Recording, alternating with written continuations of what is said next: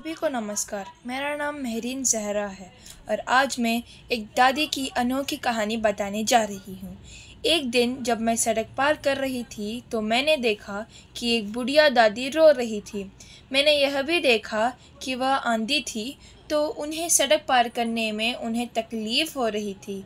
तो मैं उनके पास गई और सड़क पार करवाया था।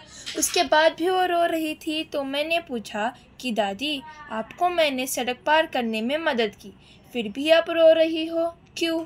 दादी ने कहा कि मैं इसलिए नहीं रो रही थी क्योंकि मैं सड़क पार नहीं कर सकती, बल्कि इसलिए रो रही थी और सोच रही थी कि अब हम कहाँ रहेंगे। मैंने उन्हें पूछा कि क्या आपके पास घर नहीं है? तो दादी ने बताया कि नहीं बेटा, अभी के लिए तो घर है, लेकिन कल का क्या? मुझे कुछ समझ में नहीं आया। तो मैंने पूछा, इसका क्या मतलब है दादी? दादी ने कहा कि बेटा, हम जिस घर में रह रहे हैं उसका 2 महीने का किराया हमने नहीं दिया, तो घर का जो मालिक है वह घर से जाने के लिए कह रहा है, बोलकर रो रही थी। तो मैंने दादी को बोला, आप रो मत और पूरा कहानी बताओ कि हुआ क्या था।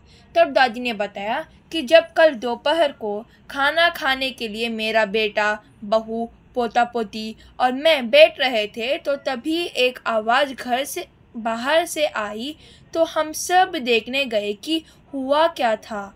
तो देखा कि घर का मालिक आके घर के सामने तोड़फोड़ कर रहा था। यह आवाज़ सुनकर पड़ोसी घर के बाहर आकर देखने लगे कि हुआ क्या था। मालिक ने बताया कि हमें घर छोड़कर जाना होगा या 2 महीने का किराया देना होगा। हमने मालिक को कुछ समय पूछा ताकि हम पैसे उन्हें दे दें। उन्होंने बोला कि मैंने बहुत समय दे दिया है, 2 महीने काफ़ी होते हैं, अभी मैं और समय नहीं दे सकता। मेरा बेटा उनके सामने भीख मांगा कि मुझे और 5 दिन दे दो ताकि मैं आपके पैसे दे दूं। मेरे 2 छोटे छोटे बच्चे हैं, उन्हें मैं कहाँ ले जाऊंगा, थोड़ा सा समय दे दो। तो मालिक ने सिर्फ कल तक का वक्त दिया है। उन्होंने कहा कि कल सुबह मैं यहाँ आऊँगा, तब तक पैसे जमा कर लेना। सिर्फ एक दिन में मैं पैसे कहाँ से लाऊंगा? मालिक ने बताया कि मुझे नहीं पता, चाहे तुम भीख मांगो या सुन ले लो, मुझे मेरे पैसे चाहिए, वरना घर छोड़ के जाना होगा। दादी ने कहा, मैं पैसे लाऊं तो लाऊं कैसे? अगर मैं सुन लेने जाऊं तो कोई ना देगा, क्योंकि हम तो गरीब हैं। उन्हें लगेगा कि हम पैसे सूद समय नहीं दे सकते, और अगर अभी इसी वक्त से भीख भी मांगूंगी तब भी मुझे पूरे 2 महीने का किराया नहीं मिलेगा, बोलकर रो रही थी। मैंने पूछा कि दादी, आपके पति और बेटे का क्या? मेरा मतलब है वो दोनों तो काम करते होंगे ना, तो वो पैसे कुल मिलाकर 2 महीने का किराया हो जाएगा। दादी ने कहा, मेरे पति नहीं रहे, मुझे माफ़ कर दो दादी, मेरा कहने का मतलब वो नहीं था। कोई बात नहीं बेटा, और मेरा पुत्र एक छोटा सा किसान है जो एक छोटे से ज़मीन में काम करता है। जितना वो महीने में कमाता है उतने में घर का राशन खरीदने में हो जाता है।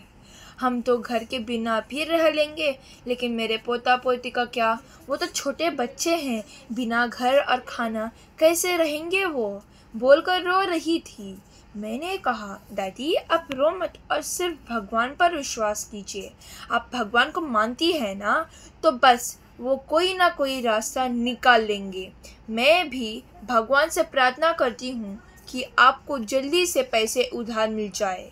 मैंने दादी को कुछ पैसे और कुछ खाने के लिए दे दिया। मैं उस बुढ़िया दादी को उनके घर तक छोड़ आई और वापस अपने घर चली गई। धन्यवाद।